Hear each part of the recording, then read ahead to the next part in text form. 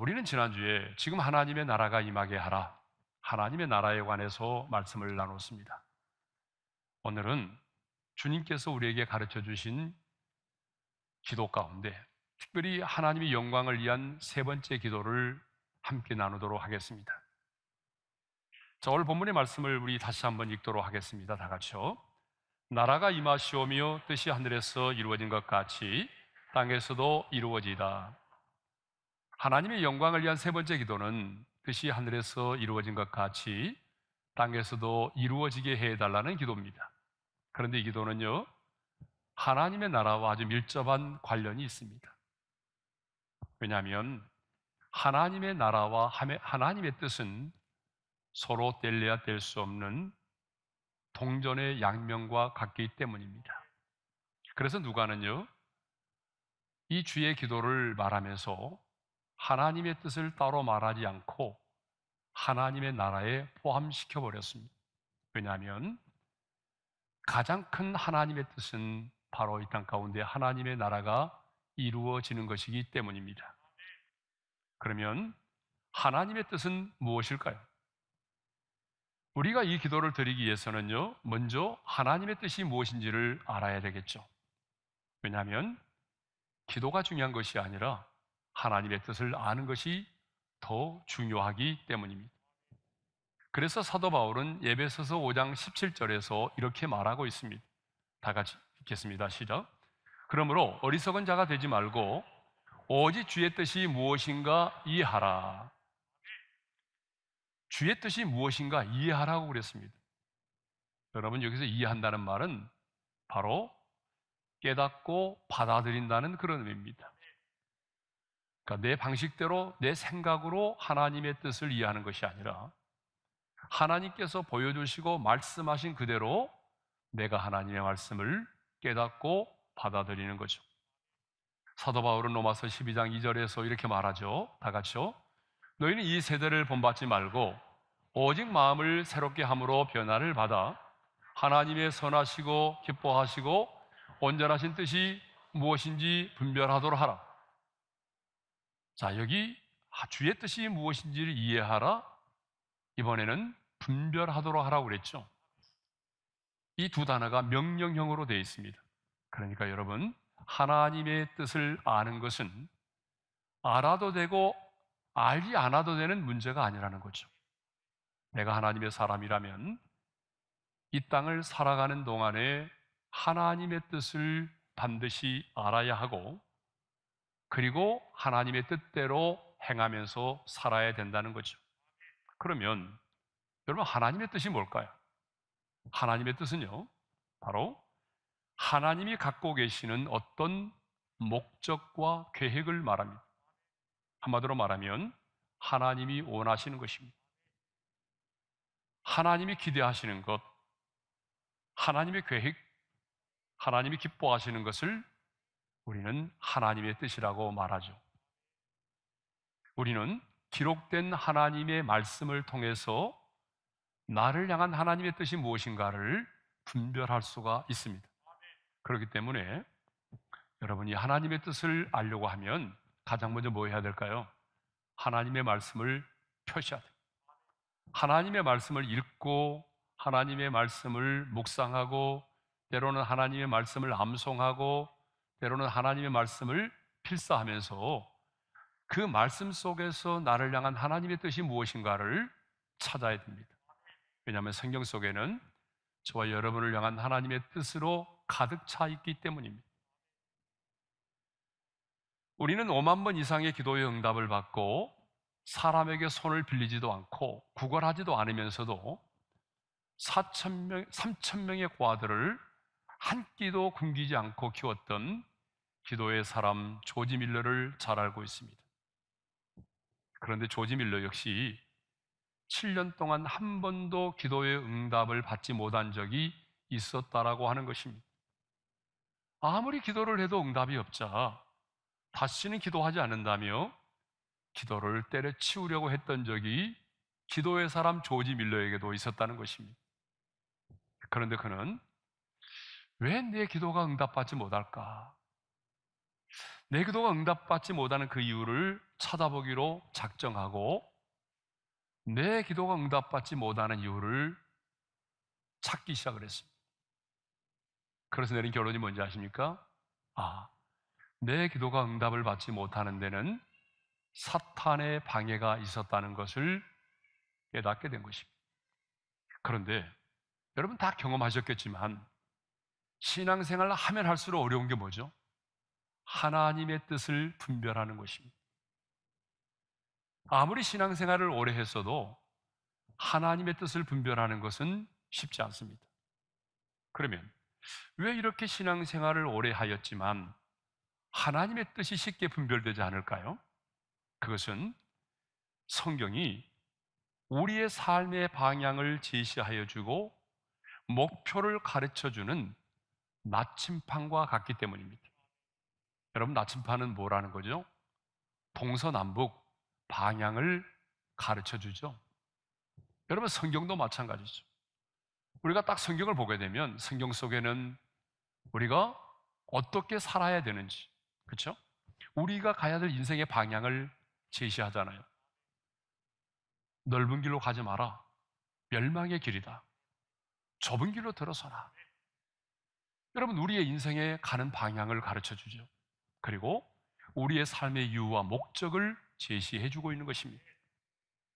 그런데 성경은 아무리 봐도 지금 여러분들이 찾고 있는 구체적인 하나님의 뜻에 대해서는 언급하고 있잖아요. 주님, 내가 누구를 만나서 결혼을 해야 돼요? 내 결혼의 상대자는 누구예요? 성경에는 기록되어 있잖아요. 여러분 맞죠? 믿지 않는 자와 멍에를 매지 말라는 말씀은 있지만 아무개와 결혼해라는 말씀은 성경에 없어요. 성경은 이렇게 우리에게 방향을 제시하고 목표와 목적을 가르쳐 주지만 우리의 삶에 있어서 우리 자녀들에게 시급한 어느 대학에 들어가라, 어떤 직장에 들어가라 이렇게 구체적으로 말씀하고 있지 않다는 거죠. 그러다 보니까 우리가 기도하고 고민해도 갈등해도 별로 뾰족한 수가 보이지 않기 때문에 많은 사람들이 숙명론적으로 운명론적으로 하나님의 뜻을 그렇게 자기 스스로가 하나님의 뜻을 생각하려고 할 때가 많다는 것입니다. 그런데 성경을 보게 되면 하나님의 뜻은요, 절대적인 것이 있고 허용적인 것이 있다는 거예요. 그러니까 우리말에는 하나님의 뜻 하면 그냥 하나로만 되어 있지만 헬라의 원문을 보게 되면 하나님의 뜻에는 두 가지 단어가 사용되고 있다는 거예요. 그 첫 번째 단어는요, 불례라는 것인데 이 불례라는 단어는 하나님의 절대적이고 주권적인 뜻을 의미하는 것입니다. 하나님의 절대적이고 주권적인 뜻은요, 하나님이 정해 놓으시면 아무도 거스를 수가 없는 거예요. 주도권이 하나님께 있기 때문에 절대로 변경이 될 수가 없습니다. 우리가 아무리 금식을 하고 40일을 철야를 하고 밤낮 울부짖어 기도해도 여러분 이 하나님의 주권적인 뜻은요 변경되지 않습니다. 그렇다면 이 분례 하나님의 주권적인 뜻은 뭐가 있을까요? 우리가 지난 시간에 생각해 보았던 것처럼 바로 하나님의 나라가 하나님의 주권적인 뜻입니다. 하나님이 이 세상을 창조하신 목적이 뭐라고 그랬어요? 하나님의 나라를 세우시기 위함이라고 그랬죠. 그런데 사탄의 유혹을 받아서 인간이 타락함으로 말미암아 하나님의 나라가 중단되지 않았습니까?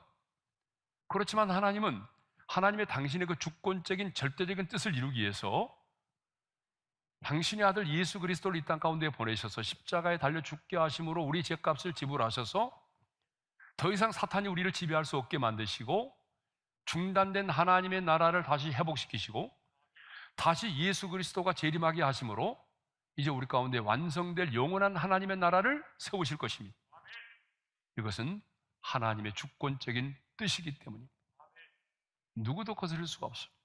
그러니까 예수님의 탄생, 예수님의 십자가의 죽으심, 그리고 예수님의 부활하심, 그리고 하늘로 승천하심, 그리고 오순절에 성령께서 강림하시는 것, 그리고 머지않아 예수님이 재림하시는 이 구속의 사건들은 여러분 누구도 거스릴 수가 없고 누구도 변경할 수 없는 하나님의 주권적인 뜻입니다. 그러니까 요한계시록을 보게 되면 인류 역사에 대한 타임 테이블이 나와 있잖아요.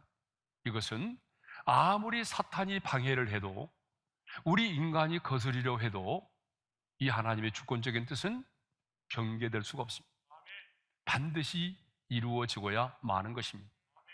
누구도 막을 수가 없습니다. 자, 두 번째로 하나님의 뜻에는 델레마라고 하는 또 하나의 뜻이 사용되고 있습니다. 이 델레마라는 것은 허용적인 뜻을 말하는 것입니다.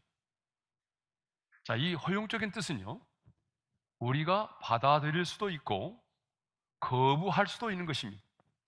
우리 인간의 편에서는 저항이 가능한 것이죠.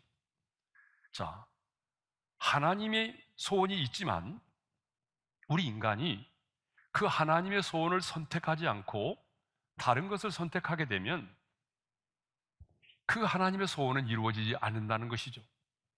주도권이 인간에게 있으므로 인간의 협조가 없이는 이루어지지 않는다고 하는 것입니다. 자, 우리 한번 예를 들어볼까요? 데살로니가전서 4장 3절에 이런 말씀이 있습니다. 우리 함께 읽겠습니다. 다 같이요. 하나님의 뜻은 이것이니 너희의 거룩함이라 거듭난을 버리고. 하나님의 뜻이 뭐라고요? 거룩함. 그러니까 저와 여러분이 거룩하게 사는 것은 뭐예요? 하나님의 뜻이죠. 그런데 하나님의 뜻은 분명히 거룩하게 사는 것이지만 내가 거룩하게 살 수도 있고 거룩하게 살지 않을 수도 있다는 거예요. 여러분 그렇죠? 여러분 거룩하게 살고 있나요? 또 데살로니가전서 5장 16절에서 18절의 말씀을 읽겠습니다. 다 같이요. 항상 기뻐하라, 쉬지 말고 기도하라, 범사에 감사하라. 이것이 그리스도 예수 안에서 너희를 향하신 하나님의 뜻이니라. 하나님의 뜻이 뭐예요? 범사에 감사하는 것이고 항상 기뻐하는 것이고 쉬지 말고 기도하는 것이죠. 근데 여러분 그렇게 살고 계세요? 네? 우리가 하나님의 뜻을 몰라서가 아니잖아요. 지금 하나님의 뜻을 알면서도 우리가 그렇게 살지 못하고 있잖아요. 이렇게 하나님의 자녀된 자에게는요, 허용적인 뜻이 있고 절대적인 뜻이 있습니다.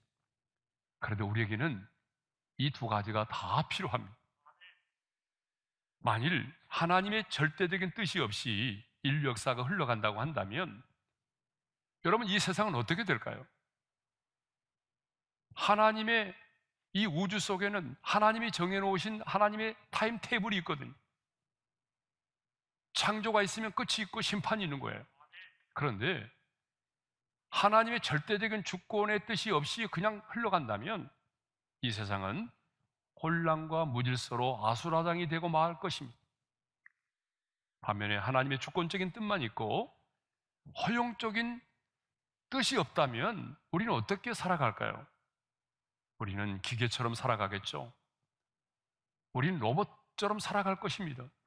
입력된 프로그램에 의해서 시간 되면 일어나서 밥 먹고 시간 되면 화장실 가고 시간 되면 자고. 여러분 한번 생각해 보세요.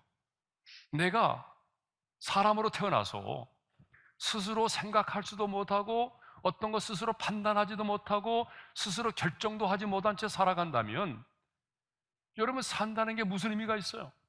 아무 의미가 없는 거예요. 그렇기 때문에 우리 인생에는 이 하나님의 주권적인 뜻과 허용적인 뜻이 반드시 필요하다는 것입니다.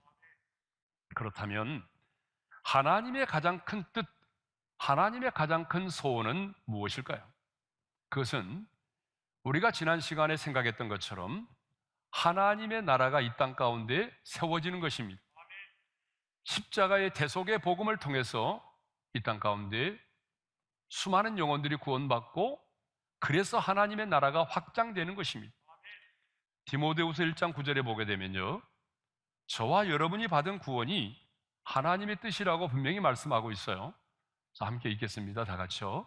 하나님이 우리를 구원하사 거룩하신 소명으로 부르심은 우리의 행위대로 하심이 아니요 오직 자기의 뜻과 영원 전부터 그리스도 예수 안에서 우리에게 주신 은혜대로 하심이라. 하나님이 우리를 구원하기 위해서 세상에서 우리를 부르셨는데요, 우리의 구원이 우리의 행위대로 하심이 아니고 오직 하나님의 은혜로 되었다고 말하죠. 그런데 하나님의 은혜로 되어진 우리의 구원이 뭐라고요? 곧 하나님의 뜻에 근거하고 있다는 것입니다. 그러니까 저와 여러분이 구원받음이 뭐예요? 하나님의 뜻입니다. 요한복음 6장 40절에도 이런 말씀이 있어요. 다 같이요. 내 아버지의 뜻은 아들을 보고 믿는 자마다 영생을 얻는 이것이니, 그렇습니다. 하나님이 가장 원하시는 뜻은 예수를 믿고 구원을 받는 것입니다. 그러므로 뜻이 하늘에서 이루어진 것 같이 땅에서도 이루어지이다라고 하는 이 기도는 이 땅의 많은 사람들에게 복음이 선포되어 더 많은 사람들이 예수를 믿고 구원을 받는 것을 말합니다. 이 놀라운 하나님의 뜻을 이루기 위해서 예수님이 인간의 몸을 이 땅 가운데 오셨고, 이 뜻을 이루시기 위해서 하나님이 우리를 부르셨고, 이 거룩하신 하나님의 뜻을 이루기 위해서 이 땅 가운데 주의 교회를 세우신 것입니다. 그러므로 우리는 복음을 위해서 살아야 합니다. 제가 우리 자녀들에게 정말 부탁하는 게 있습니다. 부자가 되라가 아닙니다. 저는 우리 자녀들에게 복음을 위해서 살았으면 좋겠다. 너희들이 어떤 인생을 살든지 간에 복음을 위해서 사는 인생을 살았으면 좋겠다. 그렇게 늘 말하죠. 우리의 남은 인생 우리는 복음을 위해서 살아야 됩니다. 내가 누구에게 복음을 전할까? 구체적으로 계획을 세우고 또 그 사람들의 이름을 불러가면서 기도해야 됩니다. 왜냐하면 한 영혼이 죽게 돌아와 예수를 믿으면 그만큼 하나님의 나라가 이 땅 가운데 확장되는 것이기 때문입니다. 가장 하나님이 원하시는 것은 바로 예수님의 십자가의 죽으심과 부활하심으로 시작된 그 하나님의 나라가 이 땅 가운데 확장되는 것입니다. 그런데 예수님은 오늘 우리에게 이렇게 기도하라고 가르쳐 주시죠. 다시 한번 읽겠습니다. 뜻이 하늘에서 이루어진 것 같이 땅에서도 이루어지이다. 자, 여기 하늘은 스카이를 말하는 것이 아니라 하나님의 나라를 말합니다. 하나님의 나라는 하나님의 뜻이 완전하게 이루어지는 곳입니다. 여러분 그렇죠? 하나님의 나라인데 하나님의 뜻이 완전하게 이루어지지 않는다면 그것은 하나님의 나라가 아니겠죠. 그러면 하나님의 나라에서의 하나님의 뜻은 어떻게 이루어질까요? 천사들을 통해서 이루어집니다. 그래서 시편 103편 21절에 보게 되면 이렇게 말씀하고 있습니다. 다 같이요. 그에게 수종들며 그의 뜻을 행하는 모든 천군이요 여호와를 송축하라. 천사는 하나님의 뜻을 행하는 자입니다. 하나님 보좌 주변에 있는 수많은 천사들이 하나님의 얼굴을 향하고 있다가 하나님께서 명령하시면 천사들은 하나님의 뜻을 이루는 일에 쓰임을 받는 것이죠. 그래서 천상에서는 천사들을 통해서 하나님의 뜻이 이루어지는 것입니다. 그런데요, 주님은 천상에서는 천사들을 통해서 하나님의 뜻이 이루어지지만 이 땅에서는 저와 여러분들을 통해서 하나님의 대리 통치자인 저와 여러분들을 통해서 하나님의 뜻이 이 땅 가운데 이루어지기를 원하십니다. 우리가 살고 있는 이 세상이 아무리 추하고 더럽고 모순된 세상이라 할지라도, 공중권세 잡은 자가 이 세상을 지배하고 있다고 할지라도 하나님은 이 땅 가운데, 저와 여러분이 발을 딛고 살아가는 이 땅 가운데 하나님의 뜻이 이루어지기를 원하는데 누구를 통해서입니까? 바로 하나님의 대리 통치자인 하나님의 사람인 여러분을 통해서 이 땅 가운데 하나님의 나라가 세워지고 하나님의 뜻이 이루어지기를 원하시는 것입니다. 그러면 어떻게 하면 이 제약된 세상에 하나님의 뜻이 이루어지도록 할 수 있을까요? 하나님의 뜻이 이루어지려면 어떻게 해야 되죠? 첫째로 기도해야 합니다. 제가 참 잘 인용하는 구절인데요, 에스겔 36장 36절과 37절의 말씀을 읽겠습니다. 다 같이요. 나 여호와가 말하였으니 이루리라. 그래도 이스라엘 족속이 이같이 자기들에게 이루어지기를 내게 구하여 할지라. 나 여호와가 말하였으니, 무슨 말이죠? 하나님께서 이스라엘 백성들에게 말씀하셨어요. 바벨론 포로 생활 70년이 차면 예루살렘으로 돌아가리라. 하나님이 말씀하셨습니다. 그렇다면 이건 하나님의 뜻이죠. 그러니까 하나님의 뜻은 바벨론 포로 생활 70년이 차면 포로 생활을 청산하고 예루살렘으로 돌아가는 것입니다. 이것이 하나님의 뜻입니다. 그런데 이렇게 말씀하고 있습니다. 그래도 이스라엘 족속이 이같이 자기들에게 이루어 주기를 내게 구하여 할지니라. 하나님의 뜻이 이루어질 수 있도록 기도하라는 것입니다. 여러분, 그렇습니다. 하나님의 뜻이 이루어지려면 하나님의 뜻을 안다고 되는 게 아닙니다. 하나님의 뜻이 이루어질 수 있도록 우리가 기도를 해야 된다는 거죠. 이 말은 다른 말로 말하면 하나님의 뜻을 우리가 알고 있어도 기도에 무릎을 꿇지 않으면 하나님의 뜻이 우리 가운데 이루어지지 않는다는 거죠. 여러분, 기도란 뭐죠? 내 힘으로 할 수 없습니다. 하나님만이 하실 수 있습니다. 이 고백 아닙니까? 그래서 하나님은 반드시 기도를 통해서 하나님의 뜻이 이루어지게 하신다는 거죠. 성경을 보세요. 기도 없이 하나님의 뜻이 이루어진 적이 있습니까? 예? 하나님은 니느웨 백성들을 심판하기로 작정하셨습니다. 그것이 하나님의 뜻이었습니다. 그런데 요나 선지자의 선포를 듣고 그 백성들이 베옷을 입고 금식하며 회개했습니다. 그러자 하나님은 그 부르짖음의 기도를 들으시고 하나님은 그 뜻을 돌이키셨습니다. 히스기야가 죽을 병에 걸렸습니다. 이미 죽음이 선포되었습니다. 그런데 히스기야는 자신의 얼굴을 벽으로 향하여 들고 눈물로 기도했어요. 하나님은 그 눈물을 보시고 그 간구하는 부르짖음의 기도를 들으시고 뜻을 돌이키사 15년 생명을 연장시켜 주셨습니다. 여러분, 모든 하나님의 뜻은 기도를 통하여 이루어지는 것입니다. 기도 없이는 하나님의 뜻이 이루어지지 않습니다. 두 번째로, 하나님의 뜻이 우리 가운데 이루어지려면 첫째는 내가 기도해야 되고요, 두 번째로는 내 자신을 부인해야 됩니다. 왜냐하면 우리는 이미 구원받고 하나님의 자녀가 됐지만 여전히 우리 안에는 타락한 죄성이 있습니다. 아마존에서 오신 선교사님의 간증 들으셨잖아요. 그렇게 하나님의 은혜로 인하여 기뻐하다가도 현실적으로 어려운 일을 만나면 또다시 불평하고 원망하고, 하나님 이럴 수가 있습니까? 끊임없이 불평하고 원망했잖아요. 근데 여러분, 그 모습이 그 선교사님의 모습만은 아니잖아요. 우리의 모습이잖아요. 왜 그럴까요? 우리 안에는 여전히 타락한 죄성이 있습니다. 타락한 죄성은 성령의 소욕이 아닌 육체의 소욕을 따라 살고 싶어 합니다. 하나님의 뜻보다는 좀 더 이 세상에서 편하게 살고 멋있게 살고 사람들에게 좀 멋있게 보여주는 삶을 살고 싶어하는 욕망이 있는 거죠. 그러므로 내가 내 자신을 부인하지 않으면 하나님의 뜻을 헤아리기도 쉽지 않을 뿐만 아니라 하나님의 뜻을 설령 안다고 할지라도 그 하나님의 뜻을 따라 행하며 살기는 어렵다는 거죠. 그래서 내 자신을 부인해야 되는 거예요. 근데 여러분, 내 자신을 부인한다는 게 쉽지 않습니다. 말은 쉽지만 실제로 내 삶에서 내 자신을 부인한다는 거 쉽지 않아요. 우리 예수님을 보십시오. 죄 없으신 예수님도 자신을 부인하기 위해서 겟세마네 동산에서 이렇게 기도하셨잖아요. 다 같이요. 내 아버지요, 만일 내가 마시지 않고는 이 잔이 내게서 지나갈 수 없거든 아버지의 온대로 되기를 원하나이다. 예수님은요, 죄가 없으신 분이지만 자신을 부인하기 위해서 흘리는 땀방울이 핏방울이 되도록 3번이나 반복하여 기도하셨어요. 이만큼 자신을 부인한다는 게 쉽지 않다는 거죠. 그러나 우리는 날마다 내 자신을 부인해야 됩니다. 내 정과 욕심을 십자가에 못 박아야 합니다. 그렇지 않으면, 내 자신이 부인되지 않으면 우리는 주님이 맡겨진 십자가를 지고 주님이 가신 그 길을 갈 수가 없어요. 내 자신을 부인하지 않으면 하나님의 뜻을 행할 수가 없기 때문에 우리는 날마다 내 정과 욕심을 십자가에 못 박아야 합니다. 우리 기도의 최종 목표는 하나님의 뜻이 이루어지는 것입니다. 여러분, 왜 기도하십니까? 왜 다니엘 기도의 기간에 그렇게 간절하게 부르짖어 기도하십니까?